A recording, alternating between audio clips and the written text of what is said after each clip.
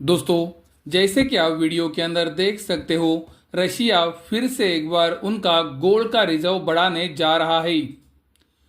Daily वो अभी currency और गोल्ड का परचेज 35.5% से बढ़ा रहे हैं। दोस्तों, वो सिर्फ गोल्ड को नहीं खरीद रहे हैं, गोल्ड के साथ वो करेंसी भी खरीद रहे हैं। तो ये बात को कृपया ध्यान में रखें।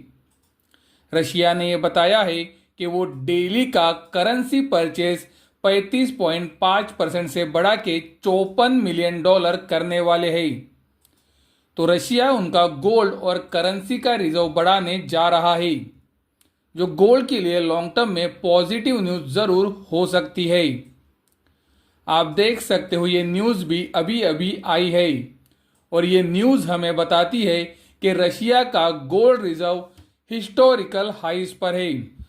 रशिया का गोल्ड रिजर्व अभी $207.7 बिलियन हो चुका है और रशिया के गोल्ड बाइंग के हिस्ट्री में पहली बार रशिया के गोल्ड रिजर्व ने 200 बिलियन का आंकड़ा पार किया है, जो कि उनके रिजर्व का अभी 32.9% है। तो दोस्तों, रशिया ये जो गोल्ड बाइंग कर रहा है वो एक्चुअल में लॉन्ग टर्म में गोल्ड के लिए पॉजिटिव ही न्यूज है, लेकिन मैंने आपको मेरा शॉर्ट टर्म का व्यू भी बता के रखा है। रशिया, इंडिया और चाइना लगातार गोल्ड के अंदर खरीदारी कर रहे हैं और ये बताया जाता है ये ब्रिक्स करेंसी लाने वाले हैं, इसीलिए वो गोल्ड के अंदर लगातार खरीदारी कर रहे हैं। और गोल्ड की कीमतें अगर ऊपर जाएंगी तो ये कंट्रीज को बहुत ही ज़्यादा फायदा होगा। लेकिन क्या दोस्तों, सिर्फ ब्रिक्स कंट्रीज के पास ही गोल्ड का रिजर्व है क्या? अगर गोल्ड की कीमतें ऊपर जाएंगी तो क्या सिर्फ ब्रिक्स कंट्रीज को ही फायदा होगा क्या? चलो ये वीडियो से एक बार पता करने की कोशिश करते हैं कि किसके पास कितना ज़्यादा गोल्ड रिजर्व है।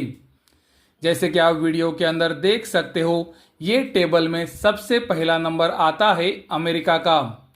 अमेरिका के पास ऑफिशियल 8,133 टन का गोल्ड रिजर्व है और ये आंकड़ा हमें जून 2024 तक का बताया गया है।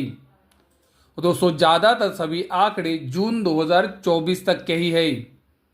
दूसरा नंबर आता है जर्मनी का। जर्मनी के पास 3,352 टन का गोल्ड रिजर्व है। इटली के पास 2,452 टन का गोल्ड रिजर्व है। फ्रांस के पास 2,437 टन का गोल्ड रिजर्व है। और दोस्तों, महत्वपूर्ण बात यह है कि ये चारों कंट्रीज G7 के अंदर आती है। आपने G7 का नाम तो जरूर सुना होगा और पहली चारों कंट्रीज G7 की मेंबर है। उसके बाद पांचवी कंट्री आती है रशिया, जिसका गोल्ड रिजर्व खड़ा है 2,336 टन पे। छठी कंट्री आती है चाइना, जिसका गोल्ड रिजर्व खड़ा है 2,264 टन पे। यानी कि दोस्तों, आप देख सकते हो ब्रिक्स कंट्रीज अभी उनका रिजर्व बढ़ा रही है, लेकिन G7 कंट्रीज से तो बहुत ही कम है। अगर आप अमेरिका से कंपेयर करते हो तो अमेरिका के पास रशिया और चाइना से लगभग 4 गुना गोल्ड रिजर्व है। तो दोस्तों, अगर गोल्ड की कीमतें बढ़ेंगी तो क्या अमेरिका को फायदा नहीं होने वाला है क्या? ये सोचने वाली बात जरूर है। जापान भी दोस्तों G7 कंट्रीज के अंदर आता है। तो अगर हम ये लिस्ट के अंदर जो G7 कंट्रीज है उनके रिजर्व को ऐड करते हैं तो उनका टोटल गोल्ड रिजर्व आता है 18,220 टन पे। और उसी समय अगर हम ब्रिक्स कंट्रीज, जो मेन ब्रिक्स कंट्रीज है, उनका रिजर्व ऐड करते हैं तो हमें पता चलता है 5,441 टन पे। दोस्तों, मैं मान रहा हूं कि रशिया, चाइना और इंडिया लगातार गोल्ड रिजर्व को बढ़ा रहे हैं, लेकिन दोस्तों आप अमेरिका के पास जो गोल्ड रिजर्व है उसे देख सकते हो। ये अभी भी चाइना और रशिया से लगभग 4 गुना है। और मैंने आपको G7 वर्सेस ब्रिक्स कंट्रीज का गोल्ड रिजर्व का कंपैरिजन भी दिखाया है।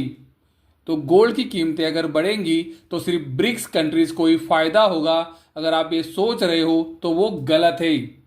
आप देख सकते हो अमेरिका के पास सबसे बड़ा गोल्ड रिजर्व है और दोस्तों ये मैं बात कर रहा हूं ऑफिशियल गोल्ड रिजर्व की। तो गोल्ड की कीमतें ऊपर जाएंगी, इस वजह से सिर्फ रशिया या फिर चाइना को ही फायदा नहीं होने वाला है। इसका फायदा अमेरिका, जर्मनी, इटली, फ्रांस जैसी G7 कंट्रीज को भी उतना ही होगा।